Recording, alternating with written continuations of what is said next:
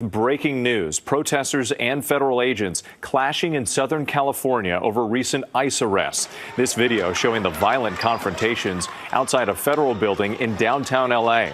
Police cracking down on protesters, declaring it an unlawful assembly, ordering the crowd to go home. This is the second day of chaos and vandalism. Tonight, Homeland Security Secretary Kristi Noem warning the protesters, "You will not stop us or slow us down."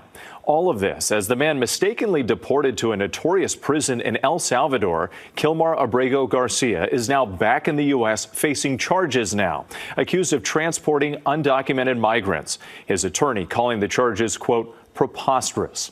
ABC's senior reporter Katherine Faulders leads us off tonight. Tonight, protests escalating into conflict in Los Angeles as the Trump administration's aggressive deportation efforts spark fear and outrage across the country. For the second consecutive day, angry crowds clashed with law enforcement following a series of ICE raids that drew condemnation from local leaders. You cannot just come into the community and terrorize citizens the way you did. An ICE raid in Paramount today devolving into chaos. Dramatic aerial footage showing protesters blocking a bus carrying officers. Police in riot gear dispersing crowds with flashbangs and tear gas.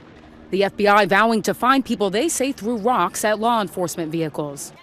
And in New York, video showing this man, which the Department of Homeland Security identified as Joaquin Rosario Espinal of the Dominican Republic. Authorities say Espinal resisted arrest following the dismissal of his immigration proceedings. He and another woman who allegedly assaulted an officer were arrested, authorities say, despite interference by members of the public. The Department of Homeland Security calling for an end to the violence against ICE officers who they claim are facing a 413% increase in assaults when carrying out arrests. The tensions reaching a breaking point just as Kilmar Abrego Garcia arrives back in the United States. The 29-year-old Salvadoran man from Maryland became a symbol of Trump's immigration crackdown after the administration admitted to mistakenly deporting him.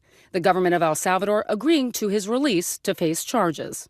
Abrego Garcia, now the subject of a 2-count federal indictment. Those charges stemming from this 2022 traffic stop in Tennessee, where Abrego Garcia was pulled over driving an SUV with 9 other people inside. He's hauling these people for money. You got a collar is what he's doing.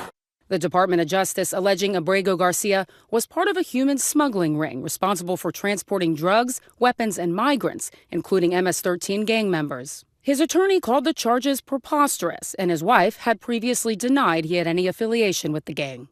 With sources tell ABC News that the decision to indict Abrego Garcia led to the abrupt resignation of a top federal prosecutor in Tennessee. His departure prompted by concerns the case was being brought for political reasons. Katherine Faulders reporting for us in Washington tonight. Thank you.